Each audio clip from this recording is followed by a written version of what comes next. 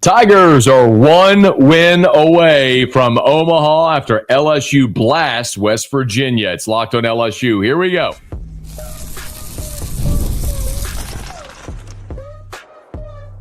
You are Locked on LSU, your daily podcast on the LSU Tigers. Part of the Locked On Podcast Network, your team every day. Okay, let's get it. It is Locked on LSU, your team every day. I'm your host, Matt Moscona. Thanks so much for making us your first listen. We're free, available wherever you get podcasts, of course, on YouTube as well. So please subscribe. As always, one of the fastest ways to help us grow is by leaving your comments below. LSU beats West Virginia in an odd game, 16-9. 16-9 is your final. But the Tigers now are just one win away from a return trip to the College World Series, which would be the 20th in program history, the second in 4 years under Jay Johnson, if the Tigers are able to get there. So we got a lot to get to. Thanks so much for being with us. Please smash the like button on YouTube, subscribe to the channel. Thank you for hanging out with us. I'll run through my feelings on the game. We'll get to some of your reaction as well. So please drop those comments in as we're here with you live. So it's interesting when you look at a game like this that feels so one-sided, so stress-free, and you're one win away from Omaha, and you look at the flip side and you go, they scored 9 runs, Kade Anderson wasn't great, the bullpen faltered a little bit, and you go, well, like, where really do you start? I think where I want to start is how LSU approached the game because of the opposition. So West Virginia, what you saw, and earlier this week had a chance to talk to Mike Casaza who covers West Virginia for their 24/7 channel, and the biggest takeaway was after their first two guys, Griffin Kern and Jack Hartsonis, who will start game 2, it's a fall off the cliff for West Virginia. They got one really good bullpen arm who didn't throw today, or here in game 1, obviously. So, and it was evident. You won this game 16-9.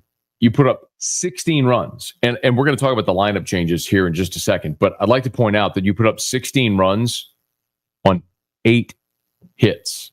16 runs on 8 hits. West Virginia out-hit LSU in game 1. 16 runs on 8 hits. They're terrible. I mean, that is an atrocious pitching staff. Let's run through some of the game here, and I'll give you my takeaways, and we'll go through what tomorrow probably looks like. But ultimately, what it comes down to is you did exactly what you needed to do. You gave Kade Anderson the run support that he needed. You won game 1. You preserved your bullpen. So now you go into game 2 on Sunday with Anthony Ianson and everyone available to you. Ianson, Cowan, Evans, Shores, Myers, Newt, whoever you need to finish off this thing in 2, you've got them available to you now because of how this game played out. So we'll kind of go through it a little bit. Let's start. I'll get to Anderson. Let's start with the lineup changes because I think that's probably what was most interesting to a lot of people. The lineup changes for Monday against Little Rock worked so well, moving Ethan Fry up to the 2-hole, dropping Jared Jones to the 6-hole, that I and many thought that's likely what Jay would stick with. That's ultimately not what he did. And I think it's very clear what he was looking to do. Brown doesn't play against lefties. Pearson's been a better offensive player against lefties, so Pearson was going to be in right. The decision to lead off Pearson was a curious one. I can't imagine a world where Derek Curiel should ever hit in the 7-hole. It worked in this game, which we'll talk about. Both Pearson and Curiel homered. And sometimes you forget about the context and how things played out, which we'll talk about. But after Pearson, you went Fry, Jones, Milam, Hernandez, Dickinson. You went 5 straight righties against their lefty. And so the idea was get his pitch count up, pressure him, get him out of the game early, which they did. Griffin Kern only lasted 4 innings for West Virginia. And his final line in this ballgame, Kern's final line was 4 innings, 4 runs on 2 hits. He only allowed 2 hits. He only walked 1, but he allowed the 3-run homer to Curiel in the 4th. And it was back-to-back hit by pitches that did him in. So we talk about LSU putting up 16 runs. West Virginia pitching walked 8, and the final box score isn't showing up in the live stats that they actually give us here. Unfortunately, they don't show the hit by pitch, but it was 4 or 5. I'm trying to count. I hate to do this live. Oh, good. Bill Frank has sent the box score. Hang on, here it is. I'll tell you right now. They hit. Hit by pitch. They hit errors, double plays, home runs. Hit by pitch. Hernandez was hit twice. Dickinson was hit twice. Curiel was hit once. So they hit 5. So they walked 8 and hit 5. They gave you 13 base runners. In this ball game, while you scored 16, you had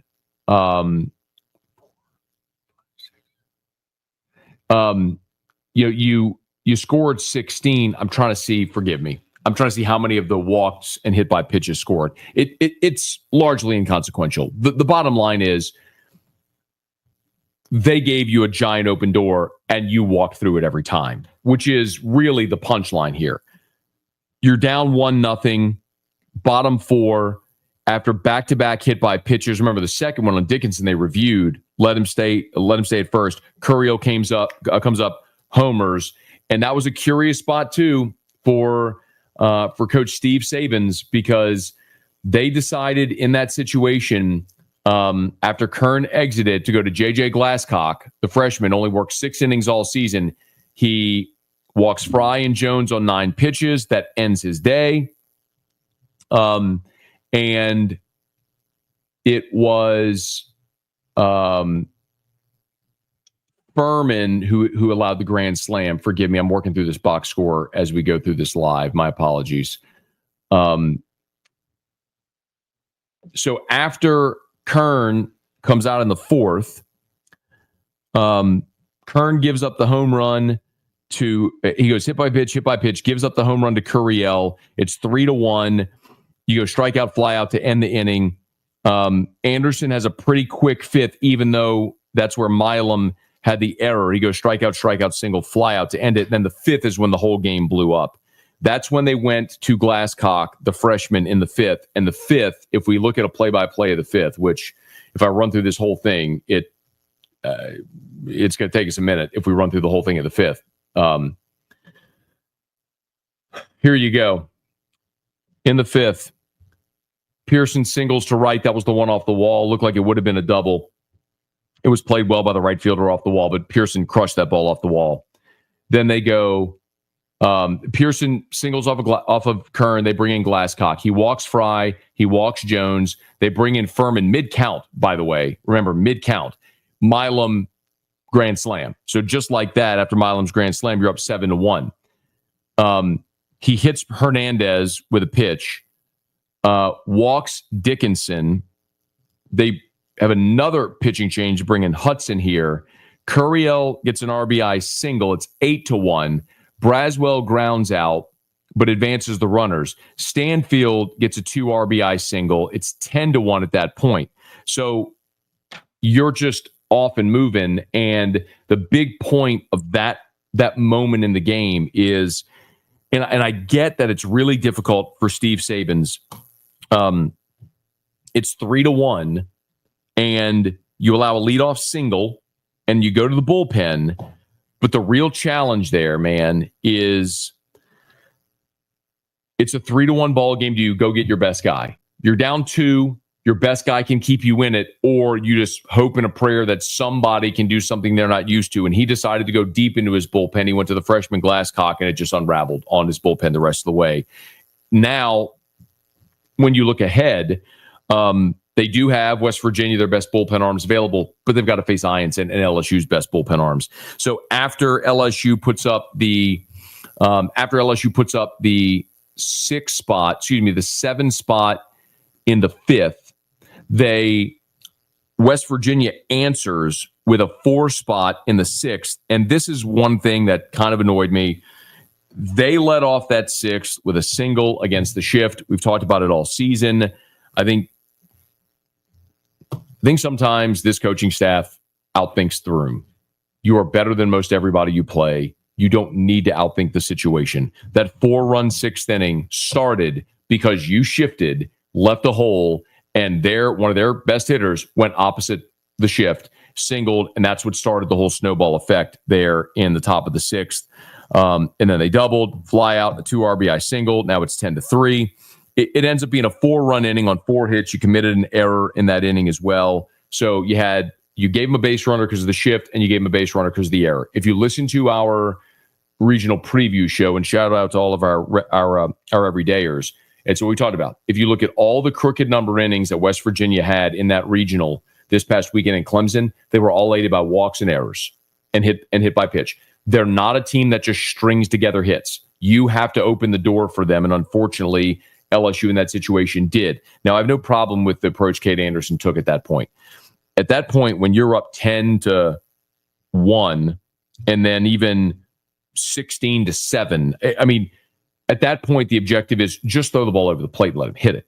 Like, they're probably going to get themselves out. So, yes, Kade Anderson's final line isn't going to look great. His final line ends up 7 innings pitched, 7 runs on 9 hits. The 7 runs are the most he allowed this year. He struck out 7. He only walked 2. He threw 113 pitches. But by and large, Kade Anderson really settled into a groove in this ball game until everything just exploded in the 5th inning. But Kade Anderson kept you in it. You got the lead on Curiel's 3-1 homer. Kade Anderson comes out in the top of the 5th after you're up 3-1. Even after the Milam error at short, he goes strikeout, weak single, fly out to get out of it, preserve the lead. Then the bottom of the 5th is when everything blew up for LSU. So with the 7-run inning, I thought Kade Anderson was really good in what will be his last outing at Alec Box Stadium. Think about how this game started, y'all. 9-pitch first at bat of the game. And one of the things we talked about all throughout this preview is how West Virginia doesn't strike out a bunch. They walk, they take their hit by pitch. And so battle, 9-pitch fly out on that first AB of the game by Guzman. And you're going, man, this is how it's going to go. So when fly out, ground out, fly out. And by the way, the fly out to end the inning was to right when Pearson and Stanfield collided. So you're going, man, I got an uneasy feeling about this. LSU, an ugly start in the bottom of the first, pop out to the catcher for Pearson, a weak fly out, and then Jones strikes out looking, and you're going, man, this is an ugly start. Then they break through for a run after they go weak single, liner off of Kade Anderson, sack bunt, then the RBI ground out. They're up 1-0. But after that, it was almost like Kade Anderson tasted his own blood, and he locked in. Gets a strikeout to end the second after he gets hit by the liner. In the third, got him in order. 1-pitch fly out, then strikeout. In the fourth, he goes ground out, strikeout, 4-pitch walk, ground out. And then in the 5th, after the Milam error, strikeout, weak single, fly out. He was awesome. I mean, he locked in at that point and shut the door. And ultimately, the offense broke through against Griffin Kern, and West Virginia had nothing in the bullpen after that. So Curiel's 3-run homer, Milam's grand slam, Pearson's grand slam. I mean, 3 swings right there got you 11 runs. 3 swings. You got 11 runs on 3 swings right there after they gifted you base runners left and right because they're no good. And that should really make you feel good going into game 2. I know a lot of people are probably going to look at this and go, man, I thought this wasn't a great West Virginia team. They did hit a couple of homers. Again, like, it's 105 degrees, the wind's blowing out. Both teams are going to benefit from that, something we talked about. But if you're just sitting there feeding them fastballs as well because you're up a dozen runs, I have no problem just throwing the ball over the plate. By and large, you did exactly what you needed to do. I mean, exactly what you needed to do, which was get your offense going, have Kade Anderson go deep into the game, exit with a big enough lead to where you didn't have to use any of your key bullpen arms, and win game 1. Check. LSU did all of that. They did all of that. So you're 1 win away. You've got Anthony Ianson queued up. You've got Cowan and Evans and Shores and Newt and whoever you need. Myers, all of them. Everybody is queued up, ready to go to get you to Omaha with a win on Sunday night. And they're going to throw Jack Cartsonis, who's a righty. So would assume that means Jake Brown will be in for Josh Pearson. We'll see what they elect to do in that situation. But other than that, does Jay Johnson go back to the lineup we saw on Monday where you move Curiel back to the leadoff spot, Fry 2, Milam 3, Jones goes down to 6. I can't imagine a world where it makes sense that Derek Curiel bats in the 7-hole. And I mean, there were times where, like, for example, in the bottom of the third, I mean, in a 16, what the hell was the final? 16-9. In a 16-9 game, nobody's going to remember what happened in the bottom of the third. But remember, Stanfield in the 9-hole led off with a walk. You turn the lineup over. Normally that's Curiel. Instead, it's Pearson who grounds into a fielder's choice. You erase the lead runner. Then Fry grounds into another fielder's choice. There's 2 outs, man on first. You ground out. You wasted the lead off because of how you turn the lineup over. I mean, in a closer game, that's something we talk about. It's not something we're talking about here because of how the game went. But it is fair to mention, I don't know that LSU's success in this ballgame had anything to do with shuffling the lineup. It had more to do with the fact that West Virginia walked 8 guys and hit 5, and LSU made it hurt everywhere in the order. Pearson, Milam, Curiel, all with homers in this game. 11 runs on 3 swings, and LSU cruises here in game 1. You're 1 win away from Omaha. Okay, please smash the like button if you would. Subscribe to the channel. Very, very quick break. Come back, and I'll get to your questions and comments, so drop them in. Love your reaction after the Tigers win, and they're 1 win away from Omaha. It's Locked on LSU, your team every day. The NBA playoffs are in full swing, and every night delivers highlight-worthy performances, major momentum shifts, and can't-miss moments. Whether it's a game-winning shot or a breakout player, there's never been a better time to get in on the action. FanDuel makes it easy to stay in the game before tip-off and live. With player props, performance trends, and same-game parlays, fans have more ways than ever to play smart and win big. So, you want to watch Game 2 of the NBA Finals and bet on it? Do it. Surprised that Indiana won game 1, so was I. Think that the Thunder will come back and win it? You can bet on it. You can also bet on College World Series futures, LSU, West Virginia, game 2 of the Super Regional. Do it at FanDuel. If you're new to FanDuel, the perfect time to sign up is now. Head to FanDuel.com, place your first $5 bet. If it wins, you get $200 in bonus bets. Make every moment more with FanDuel, official sports betting partner of the NBA. Okay, LSU 16-9 is your final. The Tigers are 1 win away from Omaha. Please feel free to drop your questions or comments in. Appreciate you. Parks said, do you still trust Zach Cowan? I do. You know, there was this question early about was he tipping pitches? And I think it's pretty clear that's not the case. The big problem Zach Cowan had on Monday was he couldn't throw strikes. He's walking people. As long as he's locating his pitches, I think he's good. The problem is if you're not locating your pitches, you're behind in the count, and your fastball is 91, 92, that's a problem because good college hitters are going to hit you. With Cowan, it's really that simple. It's just a matter of, can you go out there and throw strikes? I mean, I hate to say it that way, but it is that simple. Philip Lecoq, I like the Monday lineup. Your take. Me too. There's no reality that I can imagine where Derek Curiel should be batting 7th. And I know a lot of you are going to hear that and go, Matt, they scored 16 runs. I get it. You were out hit in this ballgame. You scored 16 runs because you had very timely hitting with 3 big blasts. After, I mean, let's just look at who was on base. Curiel's through on homer was after back-to-back hit by pitch. If you go to Milam's grand slam, you let off that inning with Pearson's single off the wall, and then they went walk. So 1, 2, 3, 4 of your first 4 of those runs reached base by walk or hit by pitch. After, let's see, and then the 8th and 9th runs you scored reached base on hit by pitch walk. And then the grand slam in the 6th, you went double walk. You tried to sacrifice bunt with Luis Hernandez, and you got the lead runner out. Why in the world? I know it's the right play. No, it's not the right play. Their bullpen couldn't throw a friggin' strike, and you give them you double walk, you give them an out, then they go hit by pitch, walk.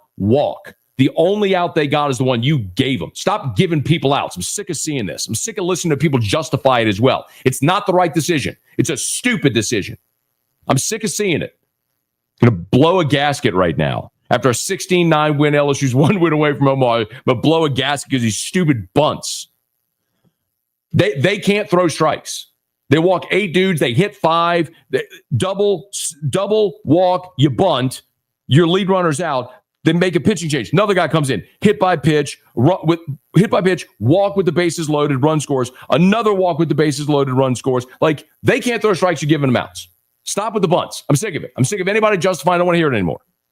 All right, I'm really happy. I promise. LSU's 1 win away from Omaha, but I saw that in my note with the star next to it, and I blew a gasket. All that to say,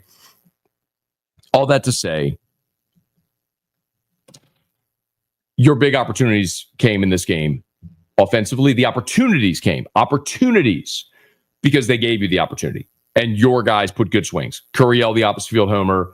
Grand slams by Milam and Pearson. Awesome. They opened the door. So to say that, there's no world where Derek Curiel should be batting 7th. Back to the question that Philip asked. I would have Curiel back in leadoff. I like Ethan Fry in the 2-hole. Obviously, seeing fastballs, he's seen it well. Milam, as a switch hitter, can bat in the 3-hole, can go lefty-righty for you. Dickinson 4, or if Brown starts, Brown 4, Dickinson 5. I think the lineup you saw on Monday is a better lineup than you saw today. I gotta have Daniel. I gotta have Derek Curiel at bat more. I got to. Okay. Please smash that like button if you would. Subscribe to the channel. I knew you'd go ballistic as soon as the bunt happened. It's just not a smart play. It's just not. And someone's like, oh, well, it worked earlier in the game. Did it? They bunted after they went single, a liner off of Kade. They hit the sack bunt to go 2nd and 3rd with 1 out, and they did get that run home. Did it matter? I don't think it mattered. And by the way, this guy said, right, it wasn't Braswell. It wasn't Braswell. It was Hernandez who bunted in that situation. And by the way, I would also say to you, like, think about that situation where like Curiel homered in the 4th. Like, this is also why you move Curiel up, because you got Braswell behind him. Curiel homers, Braswell strikes out after that, and then Stanfield flies out. All that to say, remember, Curiel's homer didn't even get into the stands. It was just over the wall into the deck. I mean, we're talking 5 feet. 5 feet, and this is that's a whole different scenario. Now, Curiel's on base, but Braswell Stanfield follow with strikeout fly out. That run doesn't come home.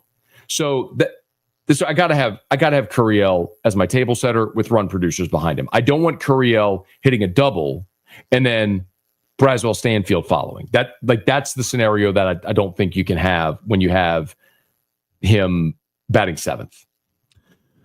Okay. Trying to roll through here, get some of your questions and comments. Appreciate y'all for being with us. Nat, is Anderson going to be okay? Yeah, I don't think anything was wrong with Kade Anderson today.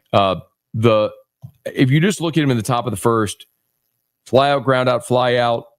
In the 2nd, it was a weak single, and then they hit the liner off of him. In the 3rd, 1-pitch fly out, strikeout. 4th, ground out, strikeout, 4-pitch walk, ground out. Then in the 5th, after the E6, strikeout, weak single, fly out. I mean, he was awesome. And then you got him the big lead. It's 10-1. And so at 10-1 in the 5th, at this point, it's like, okay, just go throw strikes. The only thing I would love to have seen a quick 1, 2, 3 top of the 6th after you put up the 7-run 5th. But in that situation, it's just go throw strikes. Like, let them hit it and get themselves out. And in that situation, in the 6th, it started where you did that. They hit a ground ball to short, but you were shifted, so the guy gets on base. And then they double, fly out, single. I mean, I get it. It stings to look at that final line and go, he gave up 7 runs. What's going on? Like, context matters. Look at what he had done through 5. Through 5, he was cruising. I even tweeted it at one point. He was at, I think through 5, he was at 68 pitches with 6 strikeouts. He was, hang on, I have it. He was at... here you go. Through 5 innings, he was at 68 pitches and 6 strikeouts. I mean, he was awesome through 5. And then you gave him a 10-1 lead. And then at that point, I think everybody exhaled and he was just throwing strikes. So no problem with that at all. Brant, this is a good one. Hoping Schmidt turns the page like Anderson did from last year. I'm glad Ben McDonald talked about that on the broadcast. And I know we've talked about it a lot here, but it is true. We forget Kade Anderson's ERA last year in conference play was 27. Like, roll it back, listen to that again more closely. As a freshman, Kade Anderson's ERA in SEC play was 27. 27. Now he's going to be maybe the first pick in the draft. The stuff is undeniable. It's just mound time and presence, and he'll get there. And I think the same is true with William Schmidt.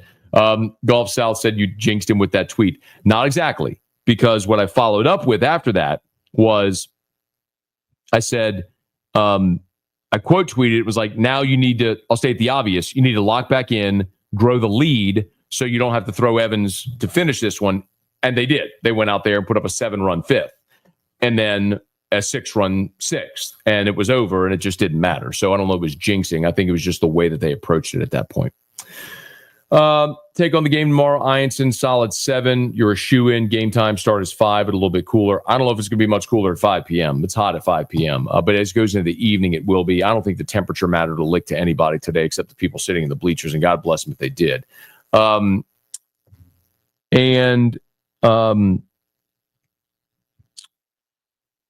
I do think if Ianson goes out there and can get you deep into the ball game, even with a lead, remember, if he can exit with a lead, you're handing the ball very likely, depending on where you are, to Casey Evans, who can try to get you home.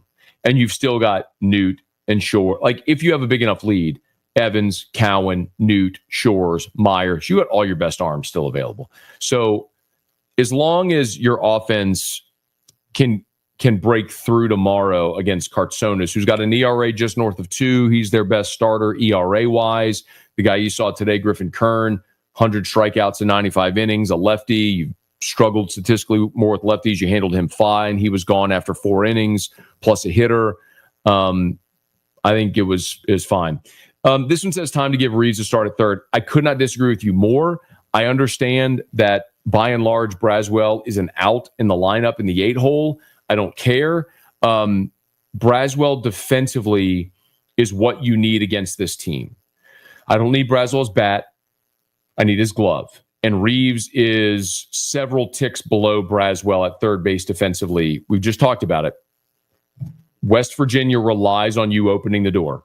Walks, hit batsmen, errors. Just talked about it. I mean, when they got through in the top of the 6th, it started with them singling against the shift. And also in the 5th, Stephen Milam, the E6. You had another error in the 6th as well after the 2 RBI single. So, I want defense. I think you got enough offense throughout the lineup. You should have enough offense in this lineup. That what I need is the best defensive lineup out there. Douglas Fontenot, if we're up 5 tomorrow, do you bring in Shores before Evans? It depends where you are in the game, Douglas. If Anthony Ianson gives you 7 and LSU's up 7-2, I'm going to Casey Evans and saying, go get me 6 outs. Like, that's the easiest question anybody could ask. If Ianson exits after 5 and you need 12 outs, maybe you look for a bridge. If you're up 5, maybe you go to Chase Shores there to see if he can get you 3 outs, 6 outs before you go to Evans. I could also see a scenario where you're looking for a different look, right? I mean, Shores is 6'8" and throws 100, but he's a power righty. So is Evans. So do you look for something different? Do you look for Cooper Williams from the left side, then go to Evans? Don't know. Primo today, for example, was the first out of the bullpen. Got you an out. They went to Schmidt. Unfortunately for Schmidt, kind of what we've seen. He's an up 10, down 10 guy. He just really struggles with his command, and sometimes he'll groove a fastball like he did on the home run in the ninth. So the answer to your question is it really just depends on scenario. Chris, Ben McDonald did a great job explaining the experience on the mound is everything. Hopefully Schmidt gets experience this offseason. He's got plenty this year.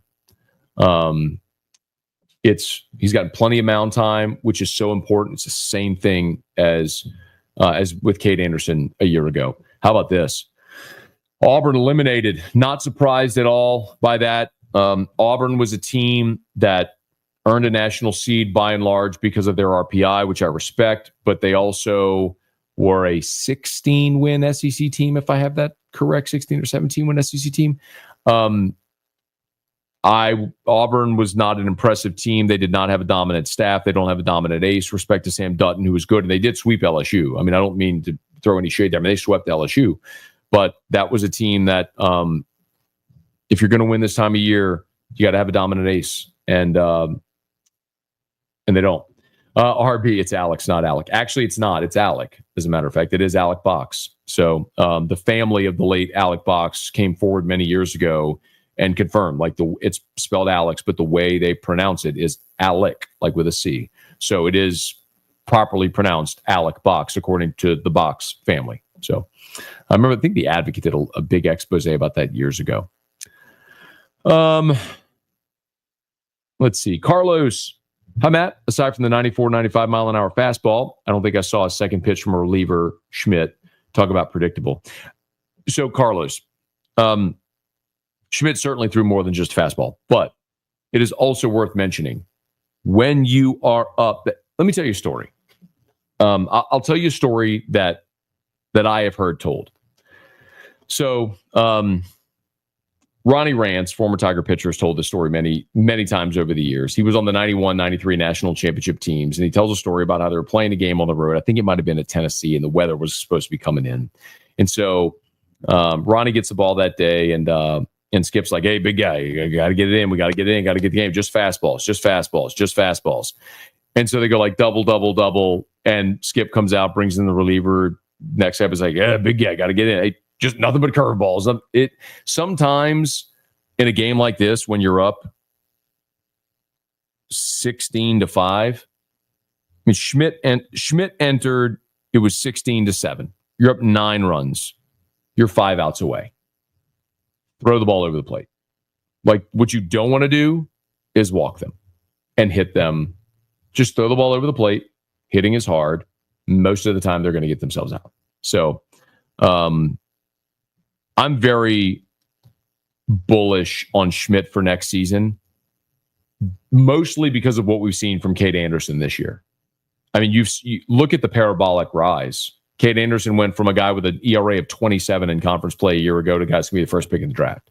Schmidt's stuff is undeniable, just needs experience in mound time. But most importantly, y'all, I don't want to lose sight of all this.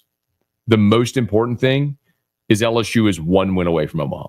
This was not a game that you're going to put in the LSU Hall of Fame. This is not one we're going to look at and marvel at over years. I don't care. All I really care about is LSU finding a way to scratch out 2 wins in this region, super regional, to get to Omaha, and then you're going Anderson Ianson with a chance to pitch you into the winner's bracket. So once you get to Omaha, so you're 1 win away, and you're 1 win away with Anderson, Cowan, Evans, Shores, Newt, Myers, everybody. Everybody's available. We've got to try to go get 1 win for you on Sunday and pitch it to the College World Series, which I think they will. Okay, y'all. Anything else? Anything else we need to get to? Let's see. Deadeye Jet said Braswell needs to quit swinging up at the ball. Needs lessons from Stanfield. Listen, man, I'm just not at this point looking for offense from Michael Braswell. Whatever LSU gets offensively from Braswell is lagniappe. You hit 300 as a team. You're just shy of 100 homers on the season. You scored 16 runs in this game on only 8 hits. They out-hit you in this ballgame. And it just doesn't matter. So, because their pitchers walked 8 and hit 5. So they gave you a whole bunch of base runners, and you took advantage of it. Pearson was 2 for 5, even on a day where Fry was 0 for 4. Jones was 1 for 4. I mean, those 2 guys went 1 for 8. Milam was 1 for 3, but the one was a grand slam. I'll take it. Hernandez was 0 for 2, but he was hit twice. They got enough offense, is the point. They got plenty of offense. Okay, Let's wrap this thing up, y'all. Glad to see y'all here. Thanks so much for this. I just can't agree with it at all. That's off to Jay. Keep doing what you do. I saw exactly why Jay put Curiel in the 7-hole. Putting Curiel in the 7-hole, like, there's no reality ever where Derek Curiel should be batting 7th. It shouldn't. And especially when you have Braswell hitting 200 behind him. Imagine a scenario where Derek Curiel doubles, and then you've got Braswell Stanfield behind, Braswell hitting 203 behind him. It's just, it's not the right decision. Today, you got out hit. I mean, you're going to look at 16 runs and say it worked. It didn't. Like, you put up 16 runs because they gave you 14 base runners. I mean, that's great. I'm glad West Virginia stinks. That's also not sustainable. What you've done for 55 games this year, which is lead off Derek Curiel, because he's the best bat handler on your team. He's the highest on base percentage. Get him on base for your table setters. Like, that's what needs to happen. That's likely what will happen tomorrow. Okay. Curiel must have been late to a team meeting this morning. It is funny to me. Last thing, we'll get out of here. How many people refuse to question coaching decisions in baseball? Like, I'm going to remind all y'all of this. Every one of you right now that refuses to challenge anything wacky that Jay Johnson does, I'm going to remind y'all this when football season rolls around and y'all are crushing Joe Sloan for play call. Y'all are crushing 4th down decisions. Y'all are crushing defensive alignment when they blitz, when they don't blitz. Because we got a whole bunch of Monday morning quarterbacks among the LSU fan base. Whole bunch of armchair coaches among the LSU fan base in football season. None of y'all seem to want to step on anything when it comes to baseball. But bottom line is, today was great because you did everything you needed to do. You got out hit. I want to remind you that lineup that they just put out there got out hit today by West Virginia. West Virginia's trash pitching staff walked 8 and hit 5 guys, which is why you were in an advantageous situation. But you won. It's the only thing that matters. You won, and you're 1 win away. You're 1 win away. All right, let's get out of here. Thanks for being here. If you are listening on podcast, thank you so much. Please subscribe on your favorite podcast app. Rate us, leave a review. If you're watching live or on demand on YouTube, please smash the like button, subscribe to the channel, hit the bell so you're notified whenever we post a new video. And let a friend know that if they love the Tigers, we got you here every single day for Locked on LSU, your team every day.